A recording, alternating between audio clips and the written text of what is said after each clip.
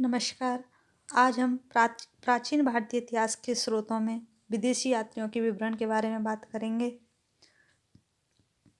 प्राचीन काल में समय समय पर अनेक विदेशी लेखक तथा यात्रियों को भारतीय संस्कृति ने प्रभावित किया और उन्होंने भारत की यात्रा की।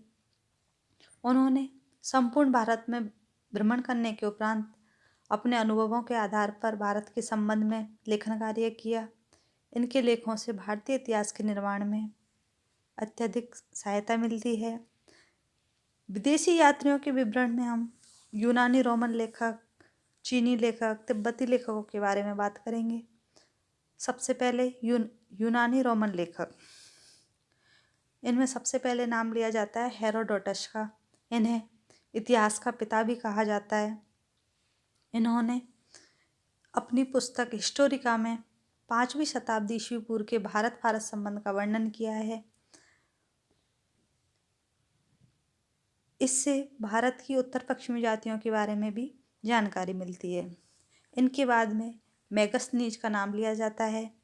मेगस्थनीज भारत में सेलुकस के राजदूत थे जो चंद्रगुप्त मौर्य के समय भारत आए। इन्होंने इंडिका नामक पुस्तक लिखी जिसमें मौर्यकालीन प्रशासन, समाज, संस्कृति के बारे में जानकारी मिलती है।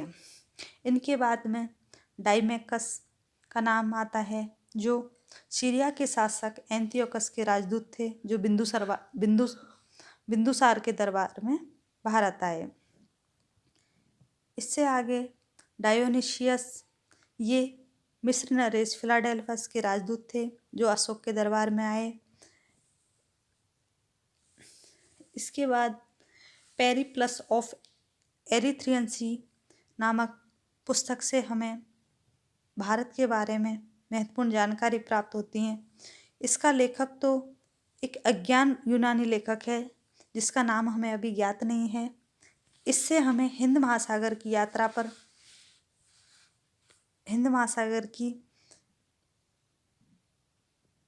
यात्रा और बंदरगाहों तथा व्यापारिक वस्तुओं के बारे में वर्णन मिलता है। इससे हमें भारत के भूगोल के बारे में भी जानकारी मिलती है। अगला जो लेखक है वो है टॉलमी। टॉलमी रोमन लेखक थे। इन्होंने भूगोल नामक पुस्तक लिखी जिसमें ईसा की 2री शताब्दी में भारत का भूगोल बताया गया है। अगला जो नाम है वो है प्लिनी का। इन्होंने नेचुरल हिस्ट्री नामक पुस्तक लिखी जिसमें प्रथम शताब्दी में भारतीय पेड़ पौधे, पशु, खनिज पदार्थों का ज्ञान प्राप्त होता है। इसमें उन्होंने भारत व रोम के बीच व्यापारिक संबंधों के बारे में भी उल्लेख किया है। इनके अलावा एरियन, पेट्रोक्लिज आदि लेखक हैं जिनके वर्णन से हमें भारत के बारे में महत्वपूर्ण जानकारी प्राप्त होती है। अब आते हैं हमारे चीनी लेखक। चीनी जो लेखक हैं वो बौद्ध धर्म के अनुयायी थे। इन्होंने भारत में बौद्ध तीर्थ स्थलों की यात्रा की।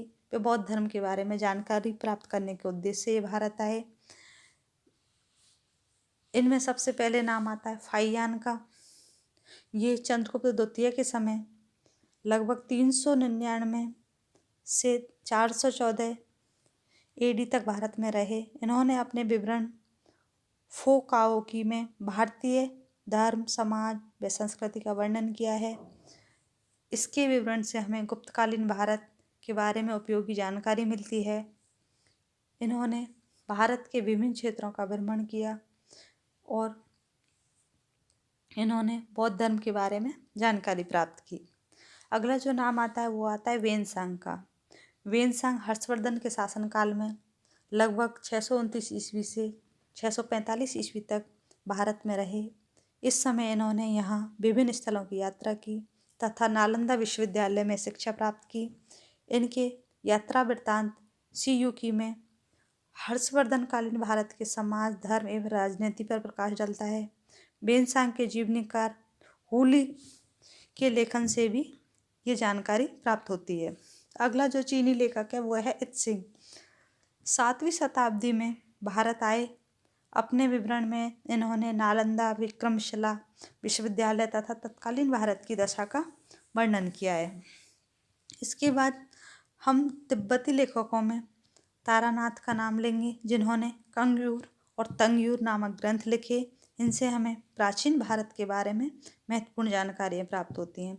इस प्रकार हमने प्रमुख विदेशी यात्रियों के विवरणों के बारे में जाना कि उन्होंने कौन कौन सी पुस्तकें, कौन कौन से ग्रंथ लिखे। आगे हम पुरातात्विक साक्ष्यों के बारे में जानेंगे। धन्यवाद।